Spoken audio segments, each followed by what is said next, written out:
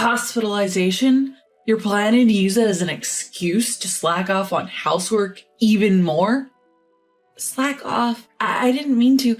If you keep shirking your chores, divorce is next. Unfazed, my husband casually spoke these words, not worrying about my upcoming hospital stay. Apparently, he thinks he can intimidate me with the threat of divorce. He believes that if he dangles the possibility of a split, I'll become obedient. What an insult. Just because I'm a housewife doesn't mean I'll let myself be pushed around. I'm definitely going to divorce him. Definitely escape from this hell. I'm Sandy Davis, 28 years old.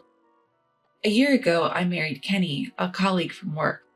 We were in different departments, but often interacted, and his advances led to a relationship.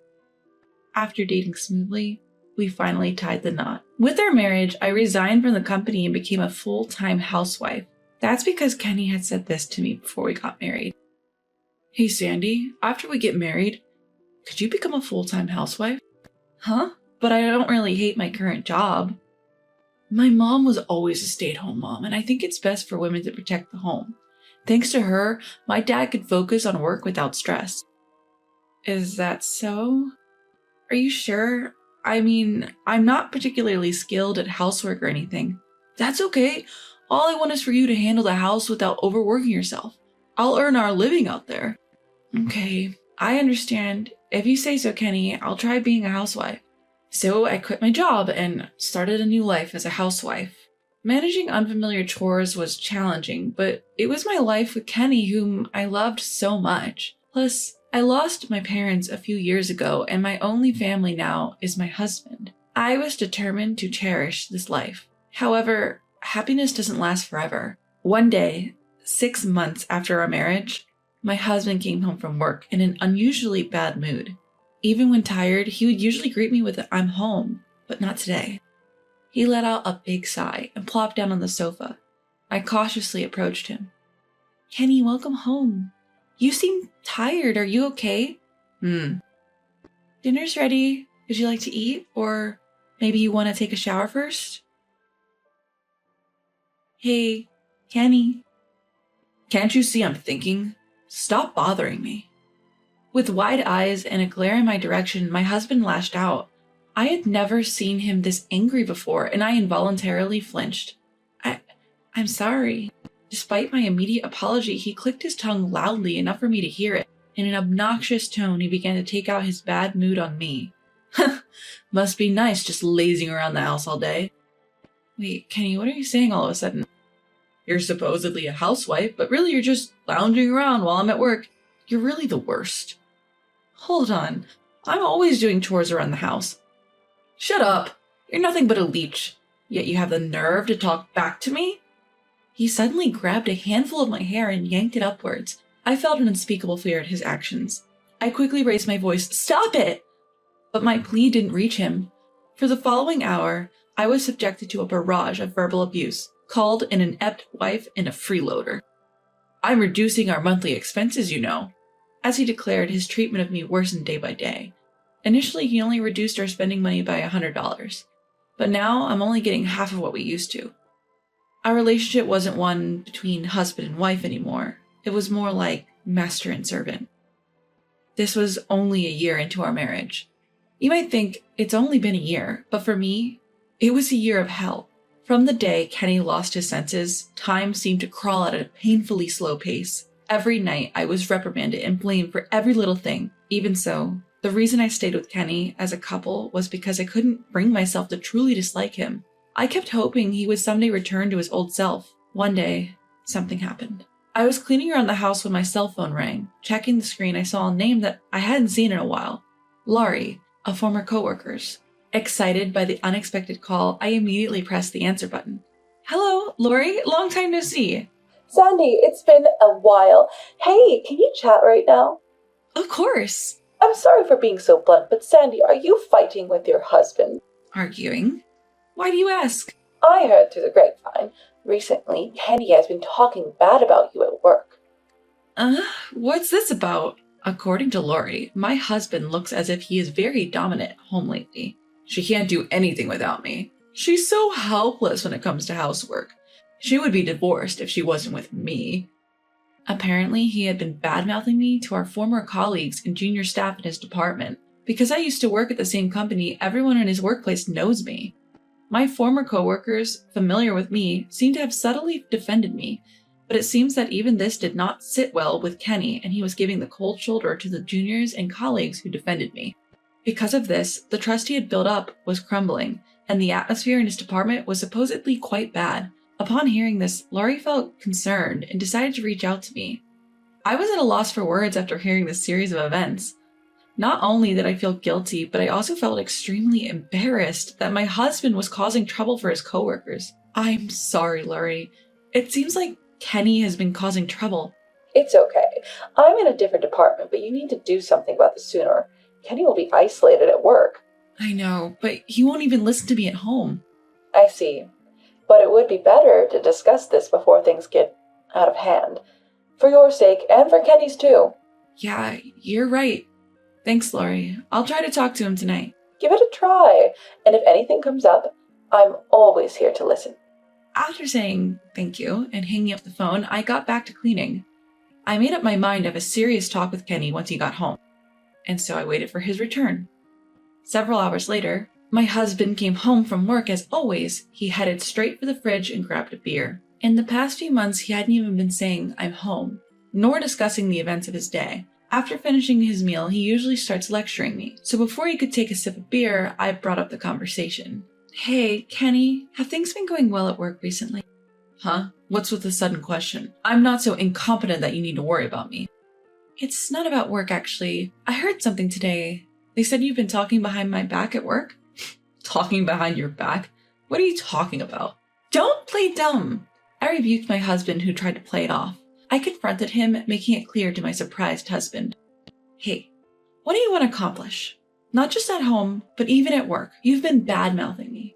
What's so fun about creating a negative atmosphere in your department?" "Huh? What are you saying? Do you realize everyone is having a hard time because of you, Kenny? Why can't you see that? If you want to talk bad about me in front of me, then do as you please, but don't cause trouble for your colleagues too." Right after I said that, a sharp sound echoed in the room. I felt a dull pain on my left cheek, slowly spreading. A few seconds later, I realized my husband had slapped me. "Why would you do that?" "Why? It's because you keep back-talking." "Back-talking? I was just worried about you, Kenny." "Shut up! There's no reason for you to be ordering me around. Get it? You can live because of me. If you understand that, just keep quiet and take care of the house." He spat out the harsh words with a strong tone. I was unable to articulate a response. I had plenty to say, but my body wouldn't cooperate due to the fear. Afterwards, my husband started drinking his beer as if nothing had happened. He started laughing while watching TV and ordered me to bring him snacks. In the end, no matter how much I worried about him, no matter what I say to him, it's all pointless. No matter what, I can't seem to get my husband to understand. Since then, the way he treated me worsened day by day. Not only my heart, but also my body was in shreds. Then one day, on my way to the grocery store, I was suddenly overcome with extreme nausea. My vision warped and I was assaulted by such severe dizziness that I couldn't even stand. When I regained consciousness, I found myself in a hospital bed. The doctor, upon seeing me awake, kindly explained everything to me. I had collapsed on the street. I was suffering from malnutrition, and the stress had caused me to develop a stomach ulcer. "Miss Davis, right now, both your mind and body are completely exhausted. You're in a severe state of overwork. For now, you should be admitted to the hospital for about a week." "Hospitalization? But I'm a stay-at-home wife. And the household chores." "What are you saying? If you continue like this, you'll wear yourself out." "I understand." But then it was already past 7 p.m. I decided to contact my husband to bring me some change of clothes, so I took out my phone. To my surprise, there were tons of messages that had arrived within the last hour. "Where are you now? Get back home, now! You're such a money sucker, and now you're slacking off from your chores?" He must have returned from work to find me gone and gotten furious that cleaning and laundry weren't done. Gathering my courage, I called him. After a few rings, he picked up. "Where the hell have you been? And what have you been doing?" he shouted as soon as he picked up the phone. I took a deep breath and slowly explained the situation to him. "That's why the doctor told me that I need to be hospitalized for about a week, so..." "Hospitalized? So you're planning to use that as an excuse to slack off even more?" I'm not slacking off, You've already slacked off on your chores, so the next thing will be divorce. What? You'd be in trouble if we got divorced, right? You don't have any relatives, do you? If I leave you, you'll be all alone for sure, won't you? Even though his wife had been hospitalized, instead of showing me concern, he used the threat of divorce to order me to come home. At that moment, a fury I had never felt before reached its peak. Enough. I've had enough. I will never be happy if I continue to live with this man. Then it's better to. As I gathered my thoughts, my husband caught up in his own power trip, starting to provoke me over the phone. Hey, are you listening? You'd be in trouble if we divorced, wouldn't you? Fine. What? What did you say? I said fine. Let's get a divorce. No. What are you talking about? Do you even understand what divorce means? Of course I do. But in return, you prepared the divorce papers. As if you have the guts to divorce me. Just remember this. In his annoyance, my husband hung up without waiting for a reply. The next phone call came later. The caller was my old boss from the job I used to have. Actually, even after I became a housewife, my old boss had been contacting me on several occasions. You see, I used to enjoy getting certifications, and I had several before I got married. I got some during my student days and some after I started working, and they were all beneficial for my job. Thanks to them, I had a wide range of work responsibilities, and I was trusted by the higher-ups. When I decided to quit my job after getting married, they tried to keep me on many times. This time, having decided to divorce while in hospital, I was also considering returning to work. When I mentioned this to my boss, he immediately agreed to take me back.